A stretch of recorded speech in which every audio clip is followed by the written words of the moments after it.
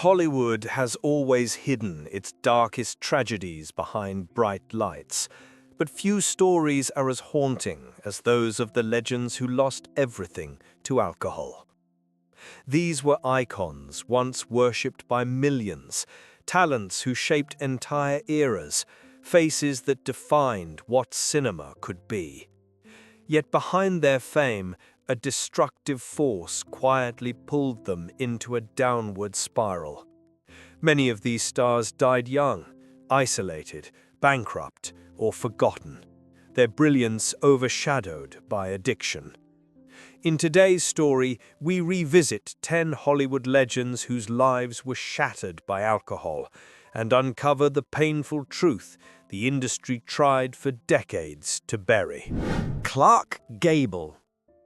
The breaking point came during the filming of The Misfits in 1960, when he stumbled onto set so drunk that he forgot the dialogue he had rehearsed for weeks, forcing the production to halt for hours. That man was Clark Gable, the king of Hollywood, whose charm and authority defined an entire era of American cinema. Known for Gone with the Wind, his commanding screen presence made him one of the most bankable stars in history.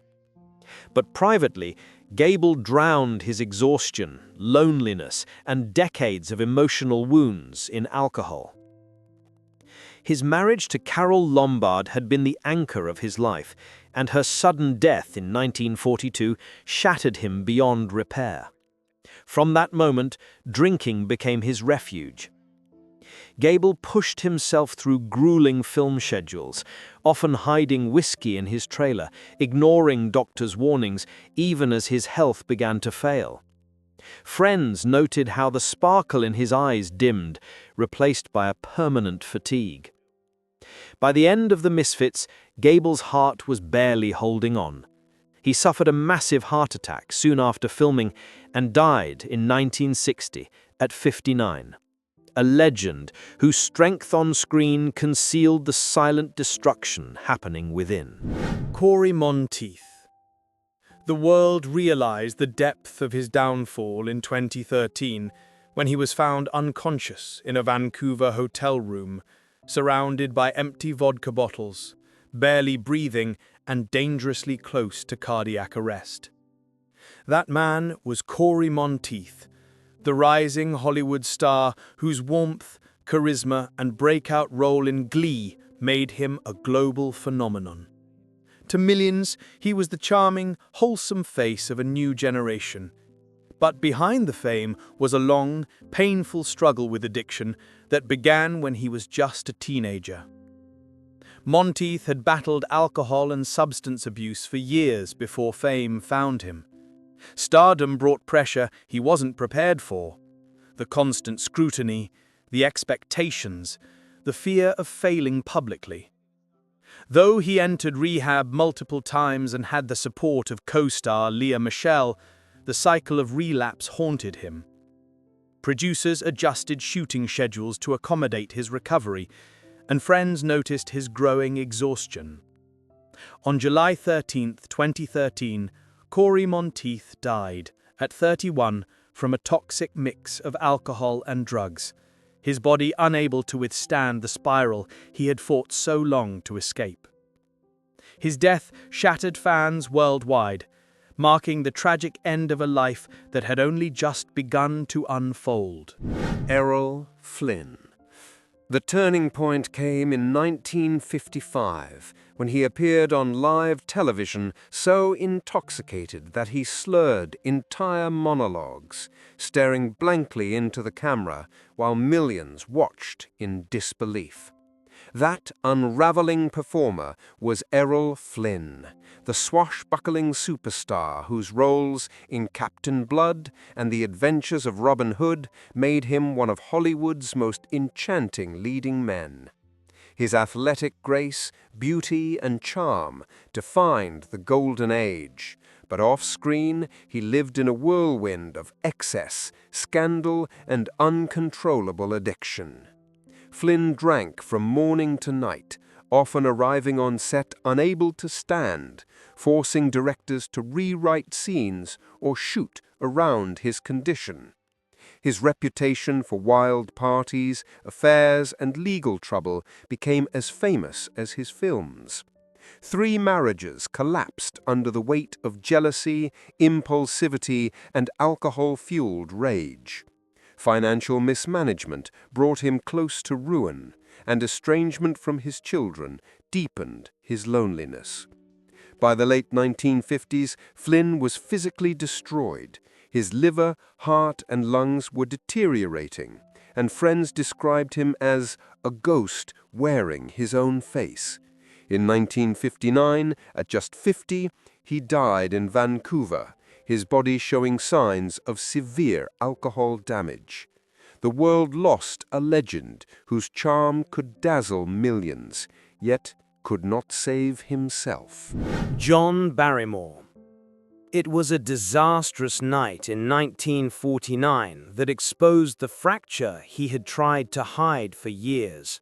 During the filming of Under My Skin, he arrived so intoxicated that he couldn't say a single line, collapsing in front of terrified crew members. That man was John Barrymore, once hailed as the greatest American actor of his generation. Known for his Shakespearean mastery and magnetic screen presence, Barrymore carried the entire legacy of the Barrymore dynasty on his shoulders. But the wealth, acclaim, and constant spotlight only deepened the addiction that had already consumed his health and reputation. Alcohol turned him unreliable, volatile, and tragically unpredictable. Directors dreaded hiring him, studios considered him a financial risk, and his marriages disintegrated one after another. Estranged from his children and surrounded by enablers, Barrymore spiraled into bankruptcy and humiliation, performing in cheap productions simply to pay for liquor. Friends recalled a man who once commanded any room, now shaking, forgotten, and unable to remember the brilliance he had given to cinema. John Barrymore died in 1942 at 60, his body destroyed by years of drinking. Even in death, he became a cautionary tale, a king of the stage undone by the addiction he could never defeat. John Belushi. The moment that exposed everything happened in 1977, when he was rushed to the hospital after vomiting blood during a performance that should have marked his triumphant return. That collapsing figure was John Belushi, the explosive comedic force who redefined American humor in Saturday Night Live and became a cultural icon with the Blues Brothers. Belushi's energy, improvisational genius, and magnetic personality made him unstoppable on screen. But privately, the pressure to remain the wild one pushed him toward an increasingly destructive addiction. Though widely known for drug abuse, few realized how deeply alcohol dominated his life. He drank heavily before shows, during rehearsals, and long into the night, with friends recalling his inability to stop once the first drink touched his lips. Fame intensified the cycle, endless parties, enablers, and the constant expectation to perform. His marriage to Judy Jacklin became strained under the weight of his addictions and erratic lifestyle. By the early 1980s, Belushi's body was failing. On March 5, 1982, he was found dead at just 33, the result of a tragic combination of alcohol, drugs, and relentless pressure. His death became a symbol of Hollywood's brutal cost on its brightest talents. Mickey Rourke's The fall became undeniable in 1983 when he was arrested after wandering drunk through a hotel hallway. unable to remember his own room number or even why he was there. That man was Mickey Rourke's idol and Hollywood's original rebel, the legendary Lee Marvin, a powerful presence whose gravelly voice and rugged charisma shaped films like The Dirty Dozen and Point Blank. Marvin was a war veteran, an Oscar winner, and a symbol of masculine toughness, but behind that exterior lived a restless, tormented soul who relied on alcohol to quiet the chaos within. Long before fame arrived, Marvin drank heavily to cope with trauma from his wartime experiences. Success only magnified the problem. Studio parties, endless bar nights, and a reputation for being the drunk you still couldn't ignore. His marriage to Betty Marvin deteriorated as his binges escalated, and friends grew used to his violent mood swings and bar fights. On set, directors struggled to keep him sober long enough to finish scenes, often filming around his hangovers. By the late 1980s, years of alcoholism had ravaged his immune system and weakened his lungs. Lee Marvin died in 1987 at 63, leaving behind a legacy of brilliance, overshadowed by the addiction that followed him to the grave. Oliver Reed. The collapse everyone feared arrived in 1989 when he was found on the floor of a New York apartment, surrounded by empty liquor bottles, unable to speak, unable even to recognize the friend who called his name. That broken man was Oliver Reed, one of Britain's fiercest screen presences and later a Hollywood powerhouse, known for Women in Love, The Three Musketeers, and eventually Gladiator. Reed's raw intensity made him unforgettable on screen, but off-screen, alcohol ruled every corner of his life. His drinking was legendary, even by Hollywood standards. Pubs banned him, studios feared him, and interviewers never knew whether they would get brilliance or chaos. Reed drank during filming, between takes, and on nights he had promised to stay sober. His marriage suffered under the weight of his unpredictable rages and long disappearances, and friends who tried to intervene often found themselves pushed away. By the 1990s, the industry hesitated to hire him despite his talent, worried he would not survive a production. During a break in filming Gladiator in 1999, he challenged several sailors to a drinking contest and collapsed shortly afterward, dying of a heart attack at 61.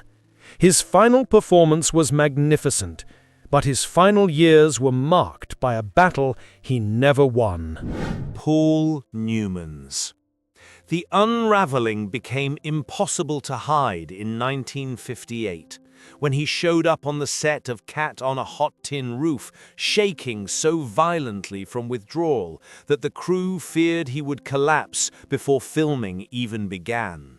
That broken figure was Paul Newman's closest friend and rival, the legendary Montgomery Clift, once hailed as the most gifted actor of Hollywood's golden era. Clift redefined acting with his vulnerability, his quiet intensity, and a beauty that made him an icon long before the word existed. But behind that fragile brilliance was a man battling demons no studio dared acknowledge. After a near-fatal car crash in 1956 disfigured his face, Clift turned increasingly to alcohol and pills to numb the physical and emotional pain.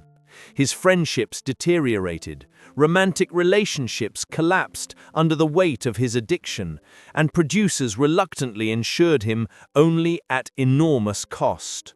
Elizabeth Taylor tried desperately to save him, but even she could not stop the downward spiral. By the early 1960s, his once extraordinary talent had become overshadowed by erratic behavior and dependence on substances. Montgomery Clift died in 1966 at just 45. his final years described by friends as the longest suicide in Hollywood. Richard Burton.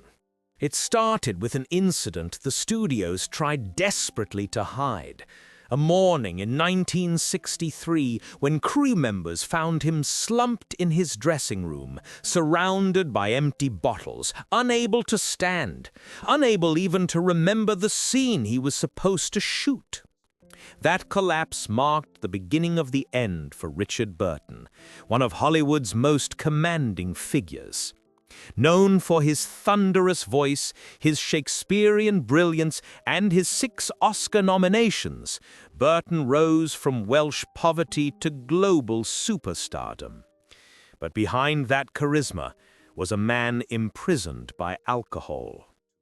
His marriage to Elizabeth Taylor became legendary for its passion, but privately it was fueled by violent fights, jealousy, and endless drinking. Directors built shooting schedules around his hangovers, and insurance companies hesitated to cover his films. Burton himself admitted he could not perform without a drink in his hand. By the early 1980s, years of addiction had ravaged his liver and fogged his mind. He died in 1984 at only 58, brilliant but broken. A titan destroyed not by Hollywood, but by the bottle that never left his grasp. Richard Harris. The moment the facade shattered came in 1981, when he was hospitalized after collapsing during a promotional tour, his blood alcohol level so high that doctors were stunned he was still alive.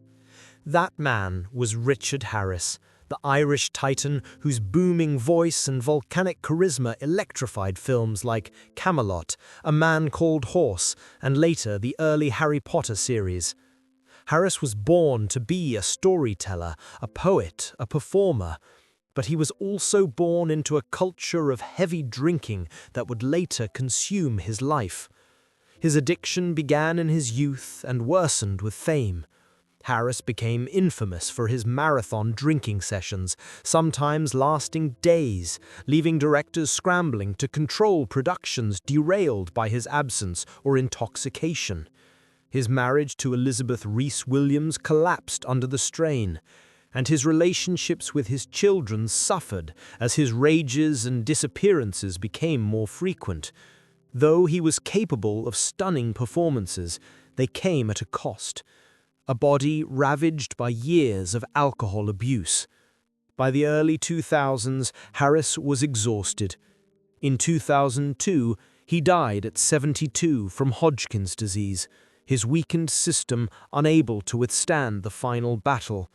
His brilliance never faded, but neither did the shadow of alcohol over his life.